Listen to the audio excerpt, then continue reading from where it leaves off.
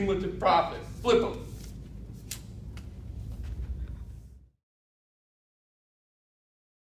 Cumulative profit this round goes to Digby. Round market share. Flip them.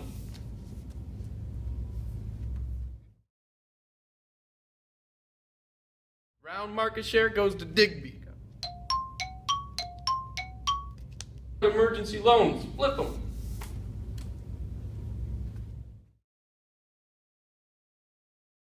Round emergency loans goes to Digby.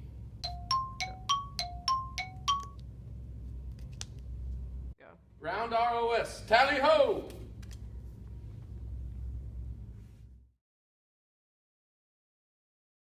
Round ROS goes to Digby.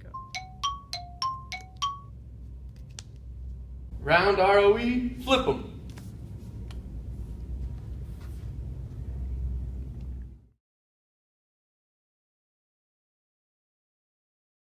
Round ROE goes to Chester.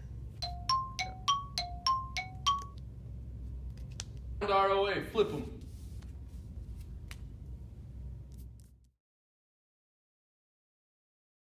Round ROA goes to Digby.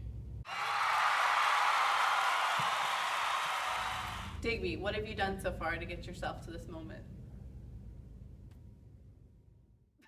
So we started off our simulation basically trying to win across the board in all success measures. And then we basically had to specify which ones we wanted to succeed at most at round 3 when we had to pick our success measures. So one of our highest ones that we wanted was cumulative profit, which we were actually winning at for most of the rounds. And then mid-game, we came to a point where we decided to drop our price low in an effort to get a lot of the market share, because that was one of the things we were struggling with. But we dropped our price too low, we didn't get any benefit from it. So then we started struggling with our profitability. And then round 7, we decided to get our price back up to where our competition was. And then it resulted in us being highest with profitability after that. And then with our stock price, we were succeeding in that measure through all rounds up until round 6, because we were continuing to increase our price and we were well above our competitors. And then round 6, 3 companies spiked their stock price up by either selling common stock or some of their debt that they had. So they boosted above us, and so we're kind of struggling to get some of that back, but we're also trying to keep our market capacity high. So we're trying to figure out a way to manage both at the same time. So we're gradually increasing our stock price, trying to gain ground on the 3 companies that spiked, and then we're also keeping our market capacity high so that we hold first place in that up until round 8. Then with our ROS, ROA, and ROE statistics, we were succeeding in those up until mid-game. We decided to take a lot of loans out for plant improvements to invest in our automations and capacity for our products. And then, so that hit those statistics pretty hard. We kind of plateaued with it while other companies were continuing to increase their percentages. And then, so what we're doing to combat that challenge is we're deciding to level off our automation, and then we're deciding to sell some stock back, but we're not going to sell any of our long-term recurrent debt because we're going to we have to keep our leverage high. Which brings me to my final point, our leverage for our company.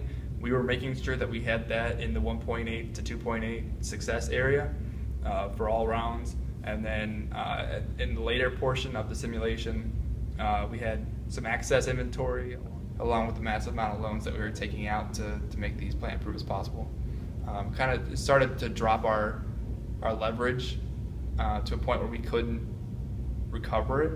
So we're trying to maintain a solid leverage in our current 1.5 area, and we're trying to keep that steady throughout the rest of the round, the final round.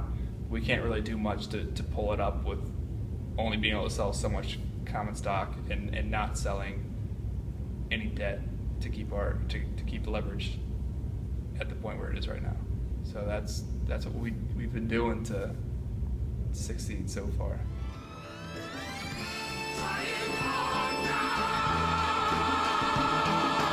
Simulation, I just really learned how important capacity actually is, and I learned that communication and teamwork is important in running a business.